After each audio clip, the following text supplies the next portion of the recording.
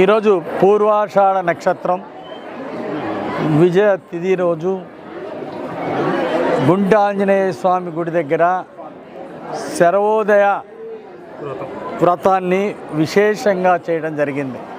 ఉదయం 5 గంటలకే మహిళలందరూ కూడా వచ్చి వందలాది మంది లక్ష అప్పాలు చేసి దండలు గుచ్చి గుంటి ఆంజనేయ స్వామికి సమర్పించి లక్ష అప్పాలతో ఉదయం 5 గంటల నుండి తయారు చేసి ఉదయం నుండి సాయంత్రం 6 గంటల వరకు సూర్యాస్తమం వరకు సూర్యోదయం నుండి సూర్యాస్తమం వరకు విశేషంగా గుంట ఆంజనేయ స్వామికి దగ్గర ఈ విశేష పూజలు నిర్వహించడం జరిగింది.